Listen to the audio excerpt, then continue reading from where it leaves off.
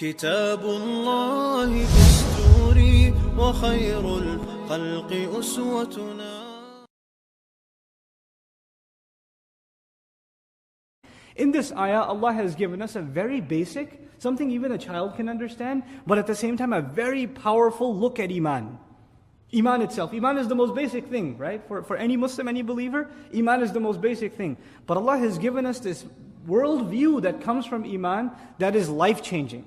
And let me tell you what it is. Allah mentioned three aspects of Iman in this ayah, right? He mentioned, Man amana billahi wal yawmil akhiri wa amila salihan. These were the three things that were mentioned to be successful in the next life. La khawfun alayhim wa lahum yahsanun. Now listen to this. Allah Azza wa Jal before this ayah mentioned such terrible, terrible, terrible crimes that Bani Israel committed. We've been reading about them. And now He says, the first Iman was Iman in Allah.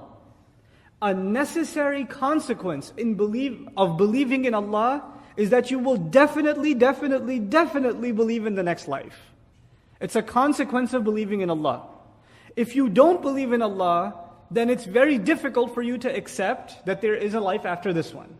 But if you believe in Allah, a logical consequence of that is the afterlife. How so? If you believe in Allah, don't you and I believe everything He does is perfect? Flawless, right? If there is a God, you're talking to an agnostic or a philosopher and atheist. If there is a God, if there was one, He'd be perfect in every way. Yes, agreed. So if He does anything less than perfect, He can't be God anymore. Everything He does has to be perfect. Now, He created this world, yes or no?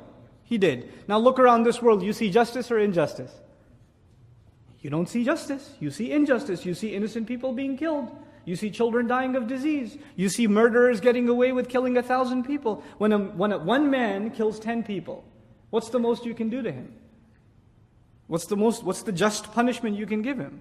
You could kill him, okay, how many times? Once. If he killed one person, you can kill him once. If he killed 1,000 people, you can still only kill him once. So you can come to a very easy conclusion that there is no justice. In the end, no perfect justice in this world. You can try to get justice, but there's no perfect justice in this world. Then this is what, by the way, leads atheists to justify their position. They say, look, if there was a God, there wouldn't be all this injustice. But we say, no, you're missing something. There is a God, because every one of these credits that the criminal gets will be debited later on. And every one of these debits will be credited later on. No crime went unnoticed. Nothing is off record. Everything is being kept track of. And anything that you suffered here that you didn't get compensated for, you will get paid for it. What is that thing called? It's called the last day. In other words, if you don't believe in a last day, then you can no longer accept Allah as just. Allah's justice necessitates that you believe in the last day. You understand? So the two are logically connected. Now, if you do believe in a last day, wouldn't you want to be successful on that last day? And you've accepted that on that last day you will be judged by Allah. So wouldn't you want to act righteously?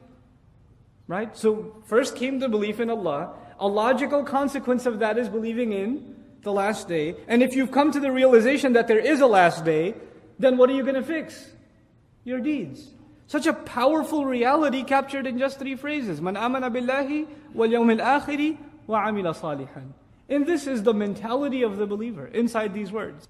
And all of this is connected. Now the reverse of this is also true. If you don't see yourself doing a lot of good deeds, what's weak? Belief in the akhirah is weak. I'm not so sure if I'm going to get rewarded all that much for what I'm doing, so it's not worth my time to do. There are other things that are taking my time, because obviously I'm convinced that's a better use of my time. In other words, when you don't see yourself convinced of doing good deeds, it's actually not a weakness in being good, it's a weakness in believing in the afterlife. You're not getting enough reminder or reinforcement about the next life. But if the belief in the next life is weak, what does that lead to? Belief in Allah being weak. The remembrance of Allah being unnecessary. You see how it reverses? So good deeds, the more you do them, the more it fortifies your belief in the next life. And the more you fortify your belief in the next life, the more your expectation from Allah increases. Your belief in Allah increases. And the reverse is also true. So this amazing formula has been given that has been timeless.